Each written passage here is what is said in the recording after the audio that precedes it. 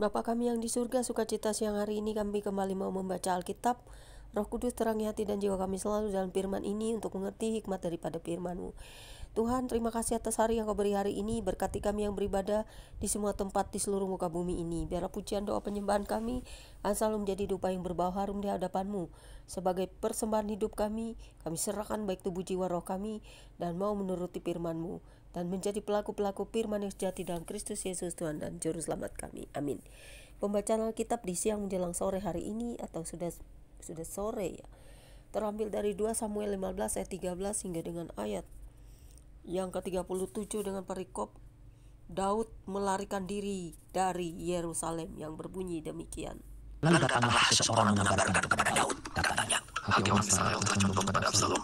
Kemudian berbicaralah Daud kepada semua pegawainya yang ada bersama-sama dengan dia di Yerusalem. Bersiaplah, marilah kita melarikan diri, sebab jangan-jangan kita tidak akan luput daripada Absalom. Pergilah dengan segera, supaya ia jangan dapat lekas menyusup kita dan mendatangkan celaka atas kita dan memukul kota ini dengan mata pedang. Para pegawai raja berkata kepada raja, terserah kepada tuanku raja, hamba-hambamu ini siap. Lalu keluarlah raja dan seisi rumahnya mengiringi dia. 10 orang gundik ditinggalkan raja untuk menunggu di istana. Maka keluarlah raja dan seluruh orang-orangnya mengiringi dia. Dekat rumah yang terakhir mereka berhenti, sedang semua pegawainya berjalan melewatinya.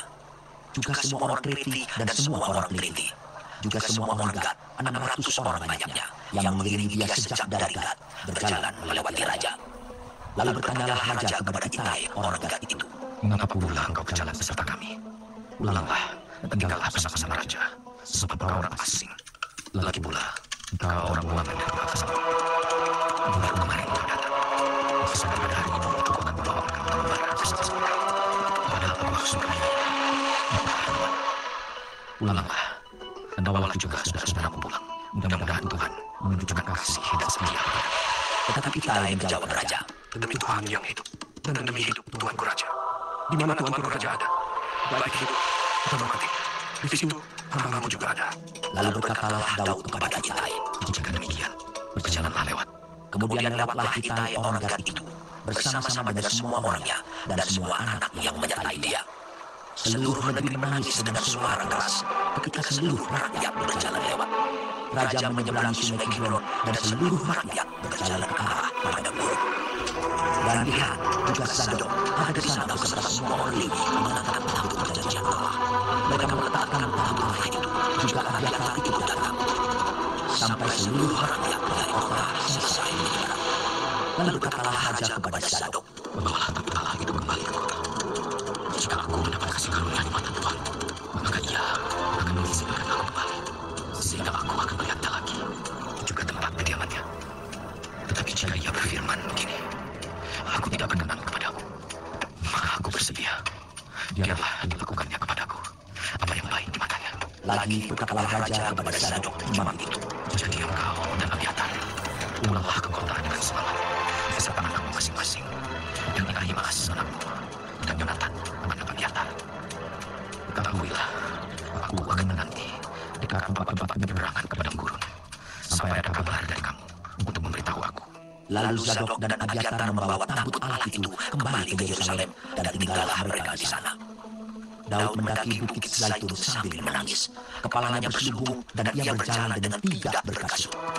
Juga seluruh rakyat yang bersama-sama dengan dia masing-masing berselubung ke kepalanya dan mereka mendaki sambil menangis.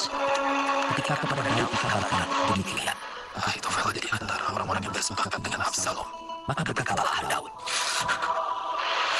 Kenapa kita dengan nasihat Ahitofel itu, ya Tuhan?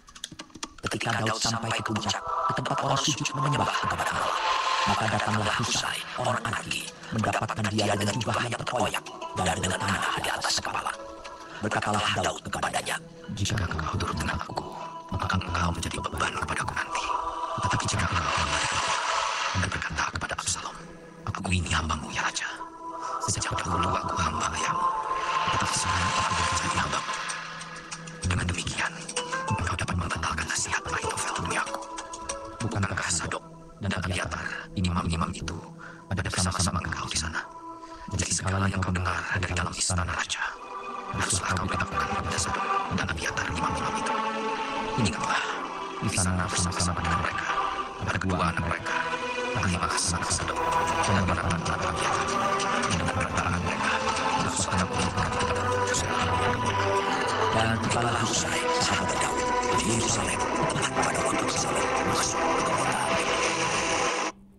Demikianlah pembacaan Alkitab kita siang hari ini. Berbahagialah setiap kita yang mendengarkannya, serta mengambil hikmat dari setiap apa yang kita dengar dan baca. Karena firman Tuhan akan abadi, tidak pernah plan-plan.